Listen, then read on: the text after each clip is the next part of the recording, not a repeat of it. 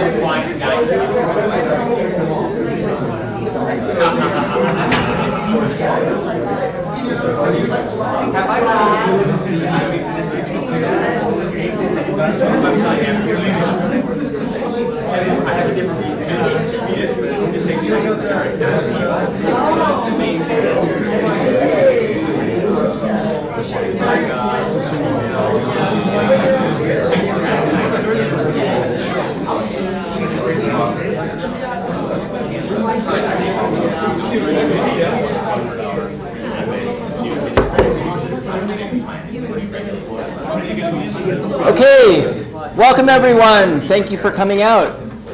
Just a little heads up, anybody who can join us, we're going to convene to Avos after the seminar. So a face-to-face chance to hang out sounds pretty good to me. Hope you can join too.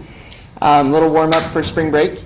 So it's my pleasure to introduce Ed Barbier. He obviously needs no introduction. He's a CSU University Distinguished Professor and a senior scholar in the School of Global Environmental Sustainability. He's been modestly productive in his career. I just checked, and he's now on book 26 and has over 300 peer-reviewed journal articles. His work spans natural resource economics and development economics and related areas. He's done a lot of work with non-economists as well. I haven't actually read this book, but the title of the book seems to do a pretty good job of summarizing Ed's work. So I'm very excited to hear it. So I hand it to you.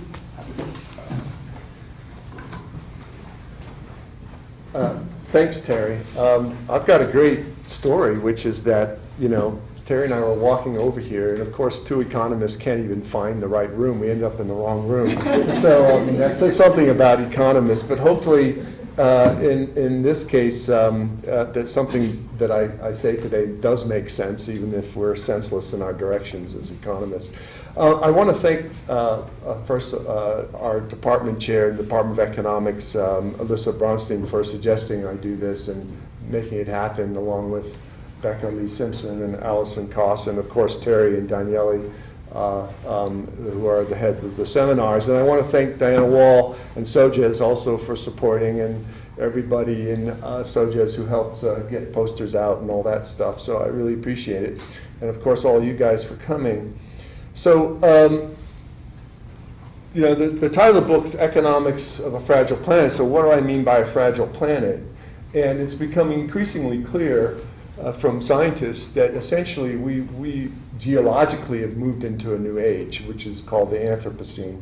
And the key thing about the Anthropocene is that we now control the Earth. that since the mid-20th century, humankind and activity has been the dominant influence on the Earth and the global environment. And in particular, we are altering basic ecosystem processes and Earth system processes to the extent that on a global scale, that through climate and land use change, pollution, freshwater use, and many other impacts, we are creating the Earth in our image, not the other way around. Of course, since the Industrial Revolution has really been the onslaught of this process, and it's really accelerated in the last 50 years. In fact, some scientists refer to this last 50 years as the great acceleration of human impacts on the biosphere. And of course, the problem is, as many scientists have warned, is that the scale of these impacts have become and the speed of these impacts have been so significant that so many Earth system processes are at a threshold.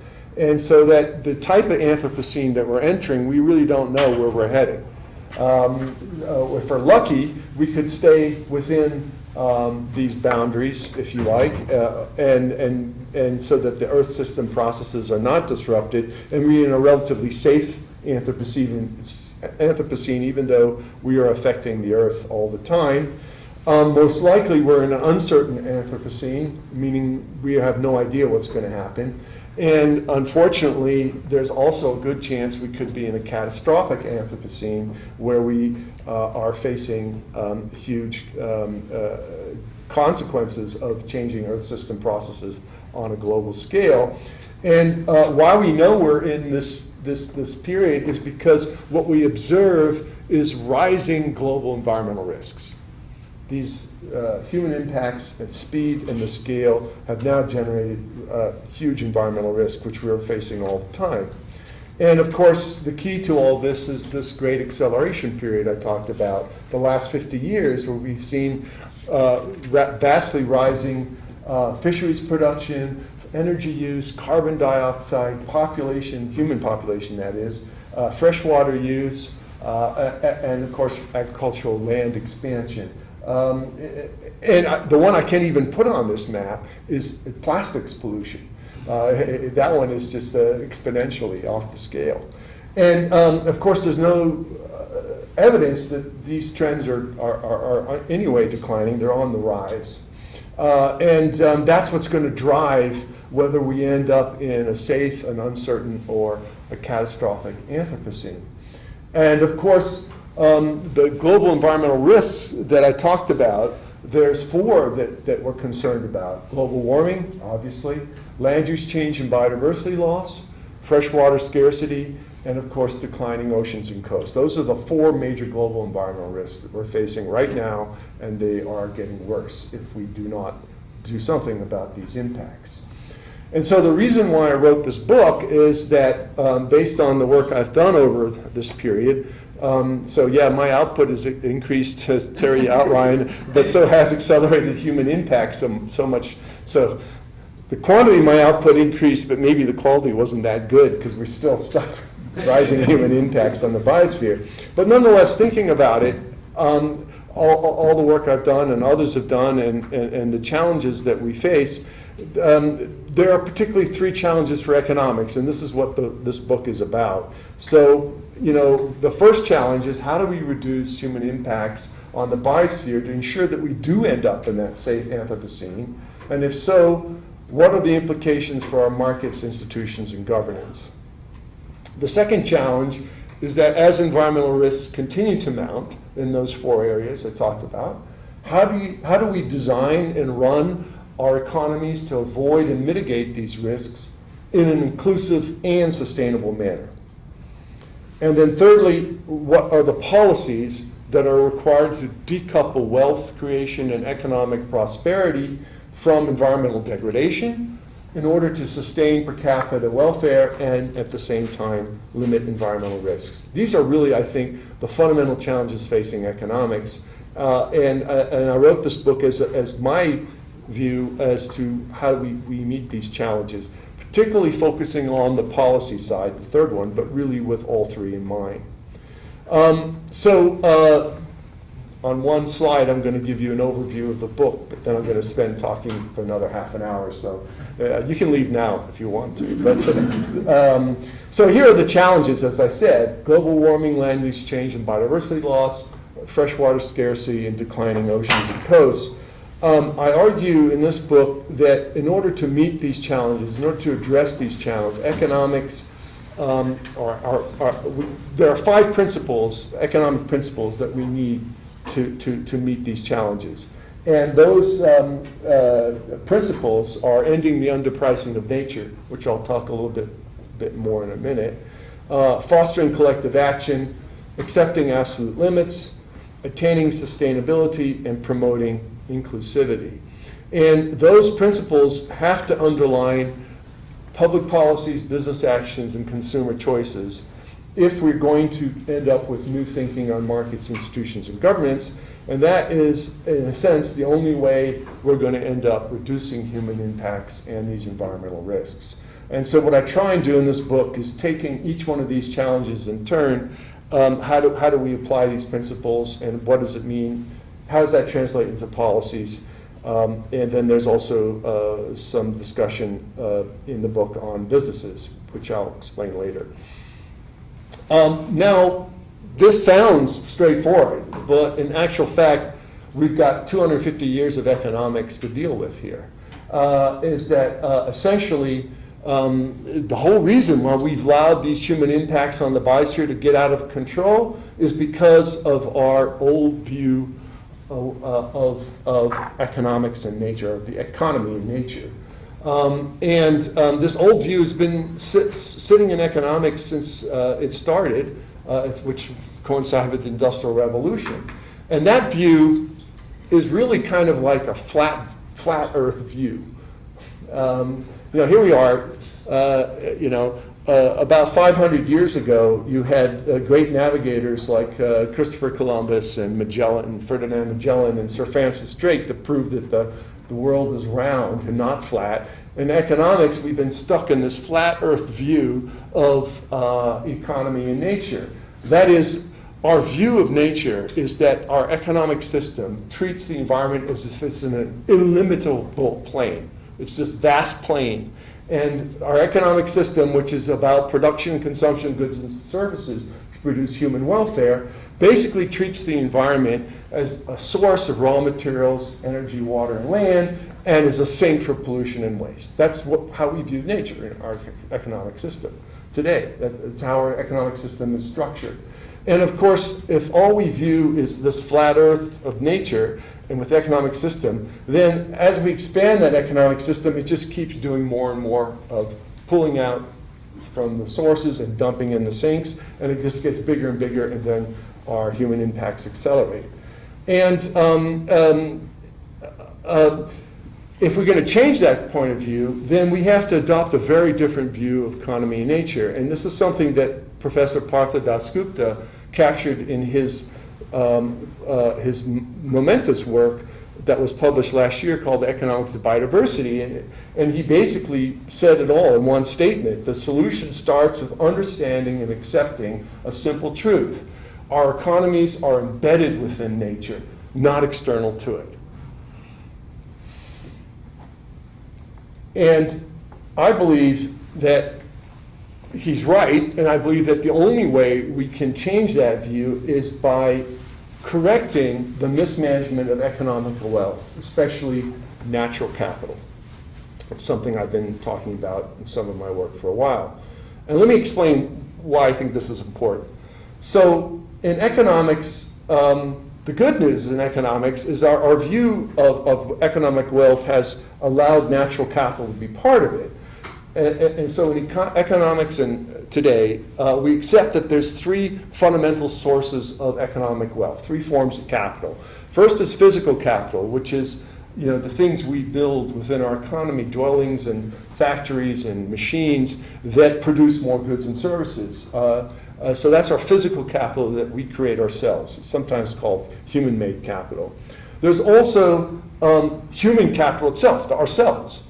And we invest in our skills, our education, and our training to make us more productive.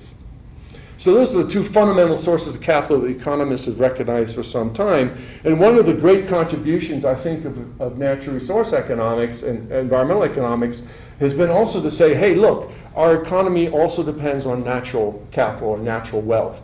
Now, this is something we don't create. That's what nature gives to us, to our economies. But that natural capital has always been fundamental to all economies. It's land, it's forests, it's fossil fuels, it's minerals, it's fisheries. It's nature's endowment that we happen to have in our economies in which we use in our economic wealth. So this is a vast portfolio of three different types of capital. That's our economic wealth. And we must manage it for two things. Sustaining per capita welfare, which is good for us and our economies. But also now we have to think about also sustaining it and managing it for limiting global environmental risks. We're in the age of Anthropocene. We control environmental risks. We need to do both. But here's the problem. The problem is that a really important part of natural capital, which is our ecological capital, the ecosystems that gives us all sorts of valuable goods and services, from storing carbon to protecting watersheds to providing recreational and enjoyment of nature, all these things, that ecological capital is disappearing. And it's difficult to value this. It doesn't appear within our economic systems. It's out there, and yet it does all these goods and services that do benefit us directly and also protect and support our productive activities. But it's difficult to value. It doesn't appear in markets in most of the stuff. But what's more, when we lose or convert this ecological capital, which we're doing at a great rate through those human impacts, it's irreversibly lost to us. And then finally, even if we don't completely consume ecological capital, if we don't completely convert a forest or a watershed or a wetland, it will collapse on us just through disturbance. And so we're losing this at a great rate. That's what the human impacts on the biosphere mean, is that we're losing our ecological capital at a vast, vast rate. And it's happening at a rapid rate because of those acceleration of human impacts. And because of that, we're seeing pervasive ecosystem decline and degradation. We're seeing rising ecological scarcity. And we're seeing, as a result, because of the speed and scale, increasing global environmental risks. Now, I'm going to get back now to underpricing of nature. To me, this is the key to why we are yet to embed our economies in nature, or why we still view nature as something out there to exploit that's external to us. And I want to talk a little bit about this because this is a central point in the book, is that basically, as I just described to you, most of these important goods and services provided by nature, which are so essential to us for livelihoods and for supporting production activity and just for making us well, they're provided for free. We didn't create it, nature did, but it's outside of our system. So our basic market system, as well as many of our policy and business decisions, ignore these values all the time. What's even worse is that we actually pay many of our productive activities in our economic system to go out there and to environmentally harm nature. We actually pay many economic activities, we subsidize them to destroy nature. That's effectively not just putting a zero price on nature, that's giving it a negative price. And that, again, distorts our balance between nature and economy. To give you an example of this kind of environmentally harmful subsidy, the OECD, the Organization for Economic Cooperation and Development, did a study of around 50 countries and found that in just one sector, agriculture, subsidies to agricultural production that are environmentally harmful amount to $112 billion each year. To put that into context, that's roughly what the entire world, in terms of both public and private investment on nature conservation, amounts to. So one sector in just 50 countries is being paid to destroy nature while the whole world is investing the same amount to protect nature. Well, another way to say it, if we took away all these environmental harmful subsidies and put it into nature protection, we would double the global protection of nature. It's not going to happen, but although I argue for something like that in the book, but that just gives you an idea of how significant what we're doing. And in fact, after I wrote this book, and it came out just recently, about last month, one study actually tried to count up all these environmentally harmful subsidies, not just in agriculture and not just in 50 countries, but globally. And they came to the conclusion that all these sectors, all the environmentally harmful subsidies where we pay producers or consumers to just hurt the environment, amounts to $1.8 trillion globally. That's 2% of global GDP. Or effectively, that's the GDP of Canada, which is the 15th largest economy. So we're basically, every year, generating this amount of damage to nature, which is equivalent to what Canada produces in terms of its valuable economic goods and services. That's quite significant. It's also incredibly damaging and adding to those accelerating human impacts. And that's just the things we do to damage nature. It doesn't include the ignoring of the goods and services and the values that are important to us from nature. So the upshot is the underpricing of nature is behind this kind of squandering of our valuable natural and ecological capital. And it also means that why we're failing to act on global environmental risks. And those rising global environmental risks are now translating into greater economic and business risks. It's also embedded in our system. So rather than our economy embedded in nature, the underpricing of nature is embedded in our economy, and it's a vicious cycle because the loss of ecosystem goods and services are not reflected in markets, policies, or business decisions. That means that human impacts on the environment and the biosphere increase, as we've seen. We get more damages, but those are environmental and ecological damages outside of the economy, and those are ignored in our economy, so the cycle goes on and on and on. And as a result, then we end up with the declining natural and ecological capital, rising ecological scarcity, and increasing global environmental risks.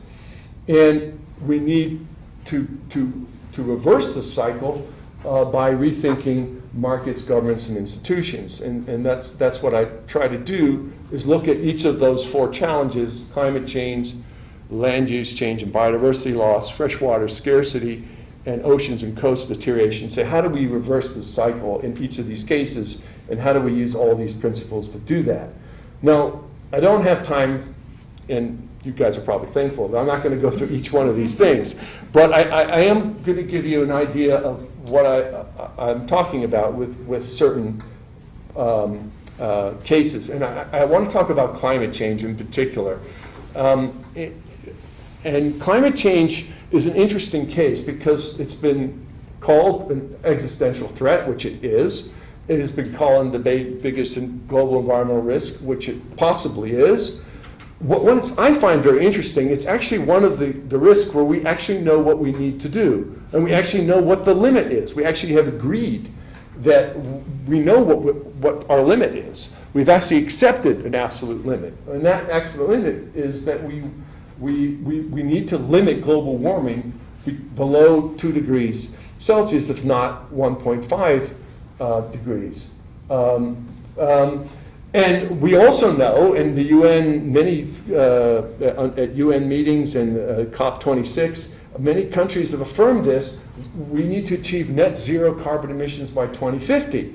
Of course, that also means we got to get started on that right away, and we need to cut emissions significantly, if not by half, by 2030. We can't do this without transitioning from fossil fuels to low carbon energy. This cannot be done. But we know we need to do it. And what I mean by that is that, unfortunately, carbon emissions from fossil fuels are on the rise. I just saw the latest statistics from the EIA that 2021, it's even higher than they thought. And what we need to do, be on that lower curve of cutting emissions. And not only that, it's not a future problem. The problem is here, and it's now. And the latest IPCC report on adaptation and vulnerability, which was just released last week, says that already today we have 3.3 billion people, or around 40% of the global population, that are highly vulnerable to climate change, and most of them are in developing countries. So it's an urgent problem. It's a problem now. We know what we need to do. It centers on transitioning from fossil fuels to low carbon energy. And that's where underpricing of fossil fuels is a key part of it. And this is not something just that I say, of course. A lot of people have been saying that. The British economist Dieter Helm wrote about it in his Climate Crunch book, both his first and his second edition. And he basically says that if the world is to address climate change, this continued relative price advantage for fossil fuels will have to be addressed, and it means removing subsidies and imposing prices and taxing, permitting carbon to include all the environmental damages it does, and the damages it does to us as humans. And we also have that radical environmental organization, the International Monetary Fund, has been doing estimates of the underpricing of fossil fuels for years. And their latest estimates tell us that the underpricing of fossil fuels amounts to $5.9 trillion each year. Now, some of it are those explicit subsidies that are environmentally harmful, the subsidies to encourage more production and consumption of fossil fuels, and tax breaks. That is about $455 billion. It's a little bit lower than the number I showed before because it's 2020. We're actually at the lowest levels of prices. But the really interesting thing is that the additional damages of using fossil fuels that are not in the price of fossil fuels are huge. And global warming is, of course, big, 1.7 trillion million. But look at this. The biggest cost of fossil fuels that we don't take into account in the pricing is the air pollution, deaths, and illnesses caused by fossil fuels. Many people don't know that. But 2.5, almost half of it, 40% of it, is that. And then there are, of course, vehicle issues and tax revenue losses because you're underpricing fossil fuels. Now, the latest IMF study also says, well, what happens if we actually incorporated all these things in the price of fossil fuels? Well, first thing would happen is we would reduce fossil fuel carbon emissions by almost a third right away. And we would also prevent nearly a million air pollution deaths per year. And we would also generate revenues of about 3.8% of GDP on average. It would be higher in some countries. Now, to end the underpricing of fossil fuels and to deal with the green transition, I have, in this book and in other work I've done, focused on particularly the 20 largest, or the group of 20 economies, the G20 economies. Now, many of you will be familiar with what I mean by the group of 20, but just to refresh your mind, these are the richest economies in the world and also the largest emerging market economies. There are actually 19 individual economies plus the European Union, but it's the 19 out of the 20 that are particularly important. And they comprise 2/3 of the world's population and land area, 82% of the global GDP, 80% of our total carbon emissions. They dominate the key global industries that make the world economy work. Most importantly, they're the source of all the green innovation, from clean energy to new technologies, anything that's green R&D, it's done in these countries. And when you look at what happened during the pandemic in terms of the amount of stimulus and recovery, long-term recovery spending, $18 trillion was spent in the last 2 years on either stimulus to fight the pandemic or recovery to get economies out of the economic crisis caused by the pandemic. $18 trillion, almost all of it was done by G20. Unfortunately, only less than $1 trillion was actually green, and some of it was pretty brown. But I'll come back to that in a minute. Most importantly, getting back to the underpricing of fossil fuels, 80% of that underpricing figure I talked about, that 5.9 trillion, it's in these economies. That's who's causing the underpricing. And some of them are quite big, led by China, but we're quite up there, and it's Russia and so forth. So some economies are doing much more underpricing than others, but nonetheless, it's the G20 as a whole that is involved. So for me, a green transition strategy, particularly one that emphasizes low carbon, a move away from fossil fuels to low carbon energy, it starts and ends, it doesn't start and end, it starts with the G20. They're fundamental to it. And the details are there, but I just give you the broad outline of the strategy. First thing, there's absolutely no reason for the G20 to continue with environmentally harmful subsidies, including fossil fuel subsidies for production and consumption. They should be eliminated. In addition, going back to Dieter Helm, they are the ones that need to instigate carbon pricing, and whether in the form of taxes or tradable permits, and whether they're voluntary or so forth, to achieve the targets for 1.5 degree, the price of carbon needs to be $50 to $100 in these countries. And the money raised through this, which will be significant, could be used for a whole bunch of public greening infrastructure investment, and including protecting vulnerable households. And just to give you a flavor for it, what would this mean, let's say, for the United States? Going back to fossil fuel subsidies in the United States, those subsidies for consumption and production amount to about $14 billion a year. And we could easily just eliminate those subsidies and shift them to cover public support for private clean energy R&D, which still needs it quite a lot. In addition, if the US went to a $65 tax per metric ton of carbon, scenarios by the Resources for the Future show that this could not only reduce significantly carbon emissions in the United States, but it would also generate, during this period of the tax, $234 billion per year in revenues, say $200 to $400 billion. And you could use these revenues to cover a 5 to 10 year investment in green public infrastructure and support, again, for more green R&D. We could also use it to do things that are important for our economy to cushion the effects of this transition, such as raising the minimum wage, providing payments or retraining for displaced workers, reducing burdens for vulnerable populations and households affected by this transition. And in fact, we could even go a step further and experiment with dividend systems and universal basic income schemes, which already countries like Canada and Switzerland are experimenting with. Now, this doesn't mean that developing countries do nothing. I think it is important to understand that all countries need to be involved. If the G20, the United States, and others show some leadership, then developing countries should follow suit. But let's be clear, what we should require from developing countries would be very different. We want policies that are both green and inclusive, but also fiscally sustainable. These are the countries that are most prone to debt, deficits, and imbalances in their government and economies.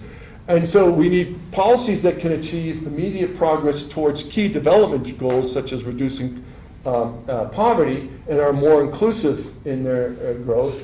And rather than saying there's a trade-off between development and environment, they have to also align economic incentives for longer-term sustainable development. They should raise or at least save some revenue so to reduce the fiscal burden. And there are several policies out there that are proven that can fit these criteria. One of them is a fossil fuel subsidy swap. So some fossil fuel subsidies for production and consumption in these countries could be swapped to fund clean energy investments and dissemination of renewables, particularly in rural areas. So for example, India and Bangladesh have pilot programs on solar safety nets targeted at rural households in remote areas who have no access to to any kind of electricity, a subsidy swap could help pay for these types of programs. Similarly, irrigation subsidies, which usually go to the richest, wealthiest farmers, could be reallocated to extend water and sanitation and other means to the many millions of people in developing countries without safe water and sanitation.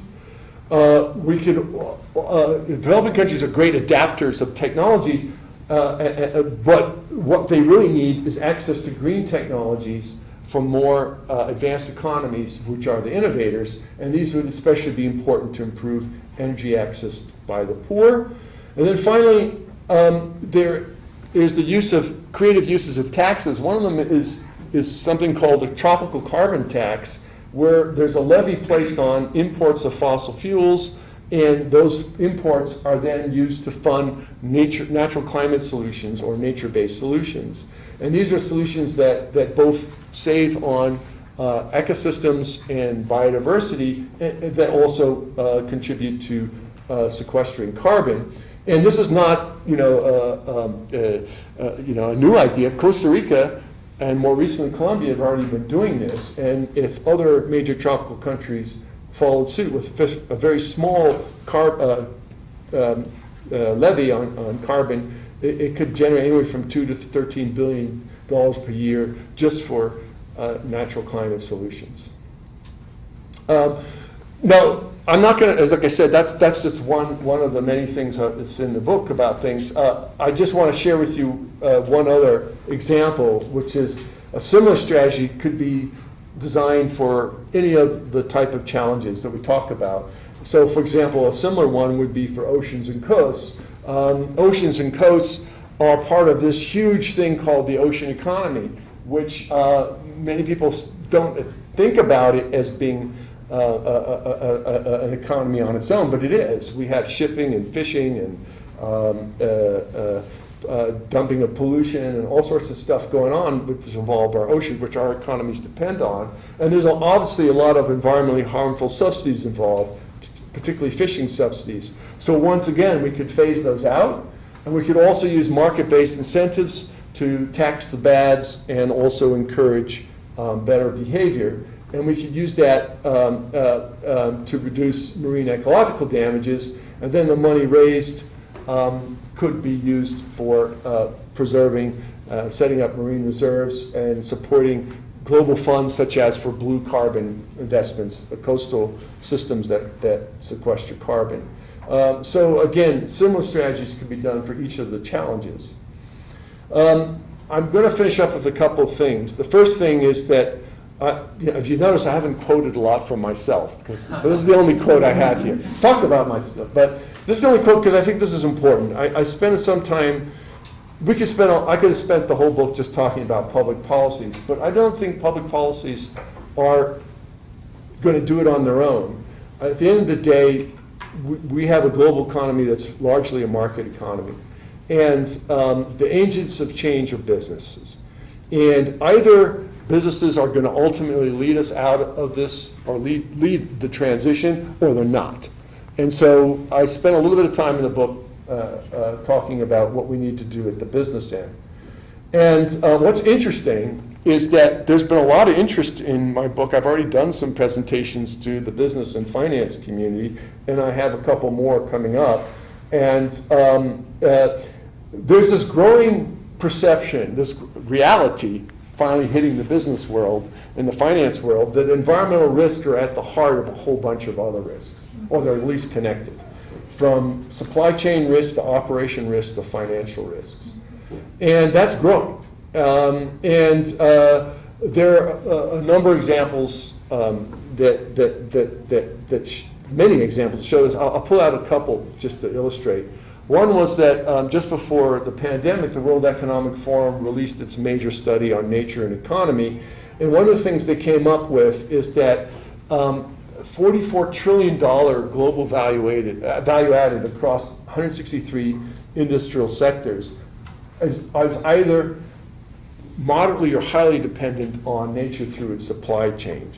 And that's about half of the world's GDP. Now, we can argue about this number, and indeed the error bars on it are huge. So But even if it's half this amount, it's the larger number. And that was a big wake-up. The other thing we're finding is increasingly studies that illustrate when businesses take environmental risks seriously, is it good for the bottom line? And one of the studies that does this looked at 132 published studies. It was a meta-analysis. And 78% of these studies found a positive relationship between corporate sustainability and financial performance. Increasingly, it's the financial institutions and regulators that are starting to be serious about environmental risks. A World Bank study that looked at this area argued that there's two reasons for this interest. One is just the expansion of investment looking for green finance as a way of investing in more sustainable production and investments. And the other is that the finance is moving away from what's perceived to be activities and investments that have negative impacts and so forth. So there's a significant movement going on.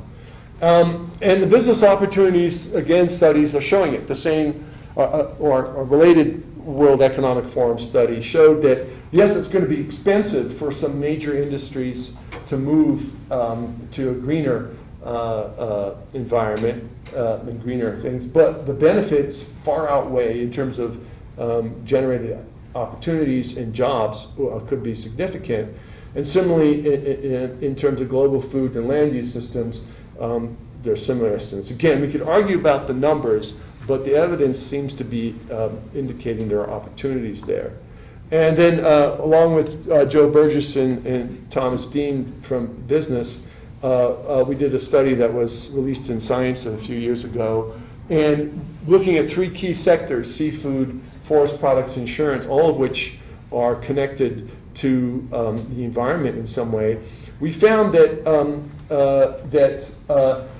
if given the amount of revenues that they generate and given the risks imposed on them by changes to, in the seafood industry, the loss of fish stocks, in the case of forest products, the decline of nature, land, and biodiversity, in the case of insurance, the risks from increased natural disasters in coastal areas in particular, that if these these industries started invested, as shown in the far right-hand column, 5 to 10 billion or more per year annually, they would actually increase significantly the revenues and benefits from biodiversity conservation. So there'd be a net gain for them from it. And so there's a connection there directly.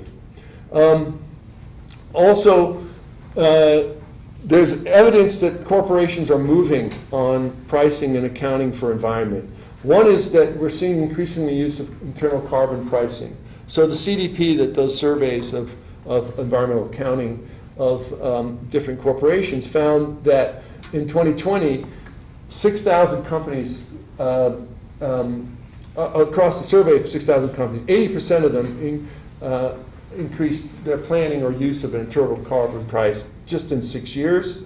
Almost all of them did it in response to either the threat of or the actual existence of regulations or pricing on carbon. In other words, companies started to realize, hey, carbon pricing is either here or it's going to come. We've got to start taking into account in our business operations. With water, water risks are more direct, which is that these companies are worried about the growing scarcity of water and the lack of control of water use by governments and management authorities. And so many of them are taking steps to deal with risks. And what they found, for those that actually are accounting for the risks posed by water scarcity, that the risk costs to them are 5 times higher than what it would cost them to address those risks. And so many of them are starting to act on that. The only downside from the survey is they found that although companies were dealing with water use and water risks from water use, they were less progressive in terms of dealing with water pollution generated by their companies. But let's be clear, and I'll go through this really quick, that there's progress in the business world. There's concern about business risk. But there's still a number of industries. You can go through sector by sector globally, which I do mention in the book, and you can see large sectors that impact the environment where you have a whole bunch of small number of dominant firms with huge market shares, and many of these companies have a very strong incentive to carry on being exploiters of the biosphere. Yes, they may be concerned about environmental risks, but their dominant strategy and behavior is to continue to exploit the biosphere. And there's a lot of things, as I show here, that they do to keep their market hold, their market power, and to stay exploiters. And that means that the policy climate matters. So yes, business are the agents and the actors of change, but they may not do so unless we do something about the policy climate that surrounds business. And we need basically policies that encourage businesses to incorporate environmental risks, become biosphere stewards rather than exploiters. And as I argue, there are three policies that are important here. One is, again, ending the underpricing of nature. As the carbon price example tells us, the companies won't move unless they perceive that the policy environment has changed. And that includes ending the underpricing of nature. And we also need other policies. I won't go into detail here. I do detail them in the book. But these policies need to make sure that companies have an incentive to include environmental risks and performance in their financing and investment decisions. And then we also need to tax and regulate those businesses that persist with being biosphere exploiters. Now, these three policy pillars, I think, are essential for greening the transformation of business. So here are the three pillars. If we do that, then we can have a virtuous cycle go on where environmental risks are included in business and investment decisions, where strategies that environmental risks are developed by businesses that minimize these risks, and they are incorporated in management and operations. That will lead to efforts to conserve and restore the environment along the lines of those three industries I talked about. And then we have a self-reinforcing circle. Okay, I want to finish up by talking a little bit about what's going on in the world right now. And you know, all of us are really concerned about what's going on in Europe with the invasion of Ukraine by Russia. And, you know, there's been a lot written, particularly if you read European articles, about putting greenness on hold because we have to fight to save democracy. That yes, we care about what's green out there and about the green risks and the green challenges. But right now we're fighting for basic democratic principles. The world is facing that choice. So maybe saving the planet is on hold for saving democracy. I don't agree with that. And I think I've done a little bit of investigation, and what I've done is I've looked at indicators of democracy, and I've looked at indicators of greenness. I've used for indicators of democracy the Freedom House data. If you're not familiar with it, Freedom House tracks, and has been since the 1970s, the degree of freeness of countries. So what countries are more free, partly free, and not free. And they base it on what's called the civil liberties and political freedom score, or political rights score. And so countries that have a high score are generally pretty free. Those that have a medium score are partly free, and those that have a very low score are not free. I've also looked at things like the recent extent to which countries have looked at, I've used green recovery as part of their total recovery spending during the pandemic, the degree of underpricing of fossil fuels using the IMF data, and also the degree of fossil fuel dependency of economy in terms of how much fossil fuels contribute to exports and how much do fossil fuel revenues contribute to GDP. And so what I ended up with was this interesting thing. Is there are 83 countries that I came up with that have indicated all those indicators. And on the left you see these 83 countries separated into the three categories that Freedom House have: free, partly free, and not free. And then you have, of course, their political rights and civil liberties score, or the degree of democracy. And what you see universally across those indicators, two of them are the first two are green, the green recovery spending. You can see that the free countries have spent way more on green recovery spending in total or as a share of GDP compared to either partly free or not free countries. Fossil fuel underpricing, because of the United States and a couple other free countries, it's a little bit more in free countries as opposed to partly free countries, but it's really bad in not free countries. And then when you look at fossil fuel dependency, it's less so in free countries, more so in partly free, and it's really bad in unfree countries. And when you look at those and then here, of course, are the free countries, three economies of interest right now. So you take the European Union, which is the most free collection of countries in Europe, and you compare it to Ukraine. Ukraine's not one of the 83 because I didn't have data on their green recovery spending. But nonetheless, it's a partly free country and it's in the middle. And then you take Russia, not free country, nothing on green recovery, heavily fossil fuel underpricing, number 3 in the world, as I showed you, and it's very, very dependent on fossil fuels.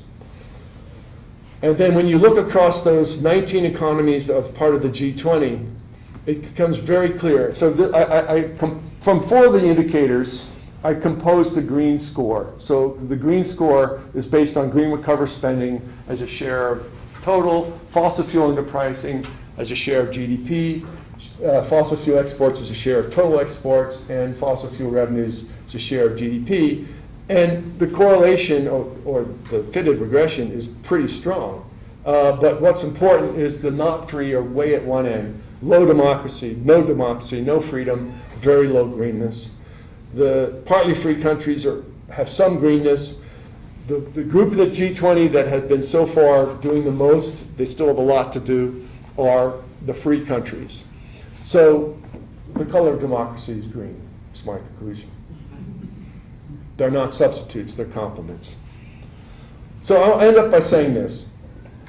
There's been progress in the last few years, there's no question. Again, mainly in liberal democracies, and particularly those free countries in the G20, we're seeing 5 key green sectors emerge. They are viable sectors of the economy.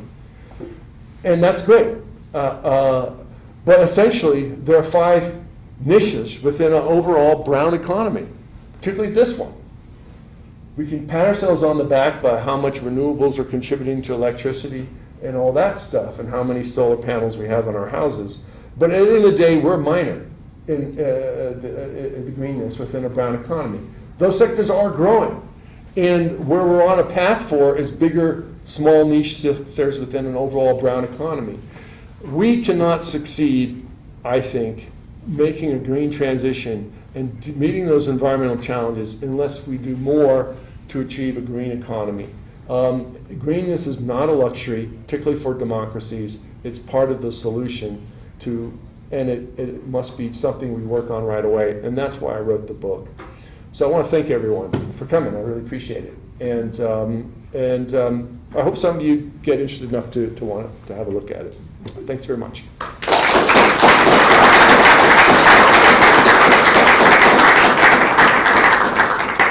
So, Ed, I have a question. Yes, Des. So, I mean, you started off by also talking about valuing nature and changing. Yeah. So I think you're talking about cultural change. You also talked about the importance of business and markets and how they are agents of change. But how do we change the fundamental value system, how we look at nature? How does humankind work in balance of nature? I think you made a very good case that the frontier is gone. We are now working within a limited resource base, which we call planet Earth. But given that constraint on the resources, if we don't change the consumption patterns or the values that currently run the economic markets, we're just going to continue to be more efficient at maybe consuming And so, when you look at renewable energy, then the mining industry, extraction energy on that side is going to eat our lunch as well, because we're going to need rare earths. And so, the water problem that you mentioned. So, we need to value nature much more extensively, change the culture of which we view nature. But I'm not sure what pathway you would point to make that happen within this economic argument. Well, I think it starts exactly with what you said. That's why I started off with saying we got to view our view of economy and nature. And unless we do that right away, seeing that the economy has to be embedded within nature, and then seeing what we need to do to change our institutions, our governance, and our market incentives to do so, But there's then now we need to do it.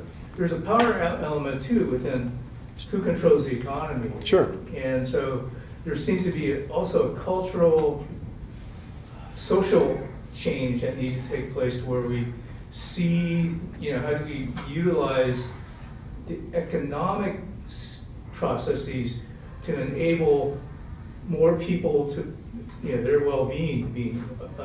I couldn't agree with you more. That's what needs to be done. But we got to start having that conversation. And that's why I wrote the book, is that I wrote it not, I wrote it to sort of, not for fellow economists or for the people who are making, the people who have the same view. I wrote it for people to understand what needs to be changed, and that's part of it, Dennis, absolutely. But we have to start with, I don't think I have all the solutions, nobody does, but I think we start to have this conversation. Some of these things that myself and others have been saying for years, I mean, how many times have we heard about removing fossil fuel subsidies, and here we are. You and I are, and Diana and Jill and others in this room will remember the 1970s, when we were talking about getting off fossil fuels for energy and national security. Then we were worried about the Arab oil embargoes. Now here we are, 50 years later, and we're talking about the same thing, but we're missing the point. We're missing the point is that it's the fossil fuel dependency that matters. It's not the source of changing it from Arabs to us or from Russians to us. It's being dependent on something where essentially rents are accruing to actors and agents that keep it the same way. And that's not just in fossil fuels, it's in seafood, it's in forest, it's in agriculture, palm oil, you name your industry, it's happening everywhere, and we have to change it. The signs of change are there, and I think in democratic societies today, in particularly the European ones, I mean, one could look at that underpricing diagram I showed up, right, at the G20, and you could get really discouraged about the US and, of course, Russia and China. But look at Europe. Look what's happening there, where underpricing is really small for G20 country. That's an encouraging sign. And that wouldn't happen unless they were countries that were democratic and where people like you and me have a voice, just as well as Shell and others. Now, it doesn't mean that Shell and others don't have a more powerful voice than us, but we still have a voice. And there's still a way of getting that voice across.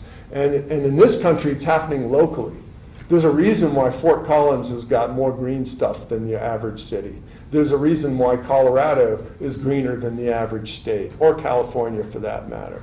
There's still things, but we need to do more of this. And it does start with consumers, voters, shareholders, which in a democratic market economy is us. Yeah, Angela. Yeah, I wanted to find out, are we shooting ourselves in the foot if we want to pursue the green transition, all right, but we outsource the pollution-intensive products abroad, and then we get a good score on our green stuff, and yet our consumption pattern remains the same. And I can say that for many of the G20 countries, they export most, they outsource most of their pollution-intensive consumption to other countries like China and India and many emerging economies. So Yeah. are we sort of fooling ourselves? Well, first of all, China is part of the G20, and they're part of the solution and the problem. So I wouldn't I'd be very careful about who's outsourcing what. And I think also we do have to be careful about that. But I also think that's why although I think the G20 is an important place to start in all of this, and has, I think other economies also have to be involved, and we have to have a global collective action. I didn't talk too much about some of the